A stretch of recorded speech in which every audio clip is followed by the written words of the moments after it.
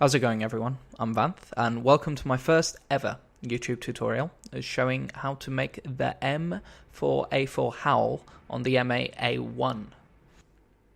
A few things I want to jump into before we go into the tutorial.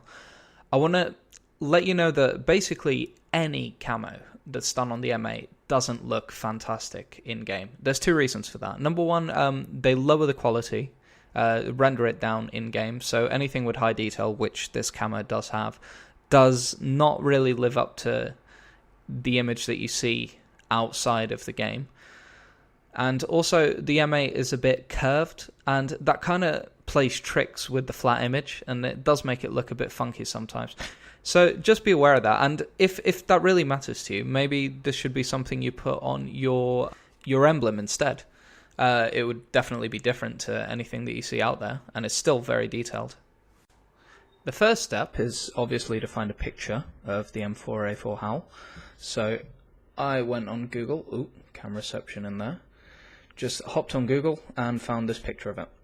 Right, what I did now, let me just pop the camera down, is there's a lot of detail there. So I grabbed a piece of clear plastic.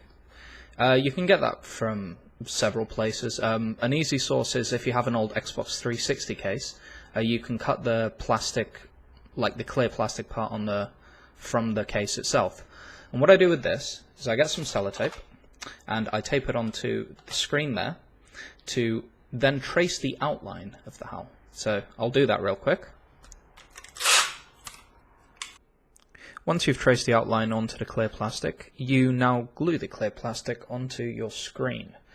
And I've moved it to about the furthest point forward on the bottom half of the M8, because that gives you the clearest space to work with.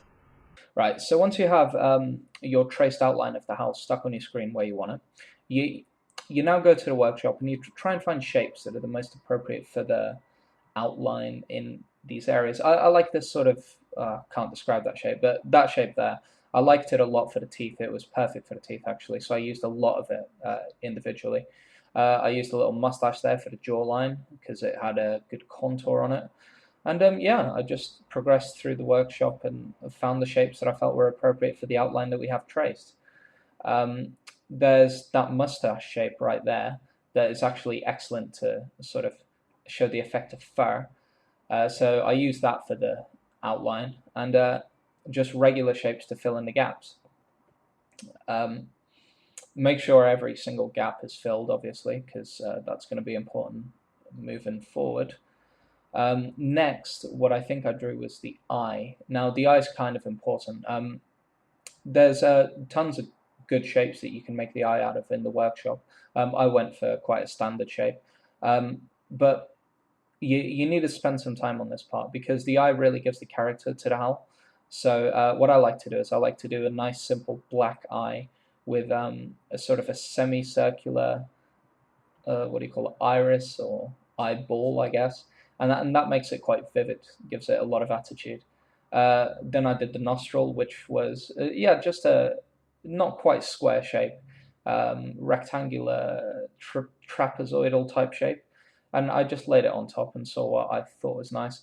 Here I changed all the color to a darker orange. I actually ended up changing back to a brighter orange, but yeah, you just sort of have to play around with the colors until you sort of like what you're seeing.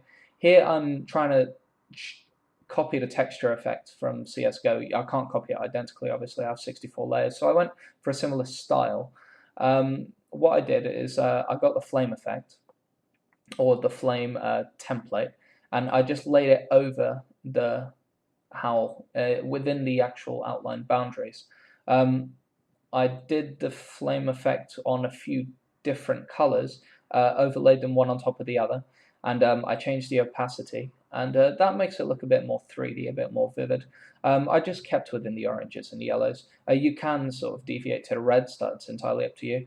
And here you just sort of have to take your time. You have to see where the contours of the flames are, and just sort of have to follow that on the outline and between the eye and the nostril.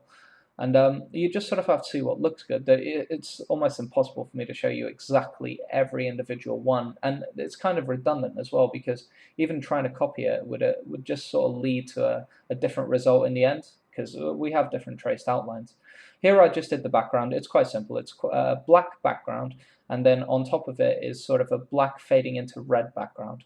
I have this from the black market, these claws, and yeah, they were just perfect for this. Here on the top, I copied the black and the black to red fading backgrounds.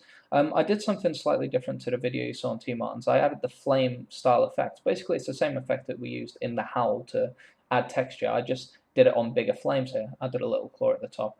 And on the right, no one really sees the right, so I just added a nice simple flame effect here, just to sort of keep with the theme. And that's it. That's the Howl done. The trick is really, you've just got to take your time to make it look the way you want it to.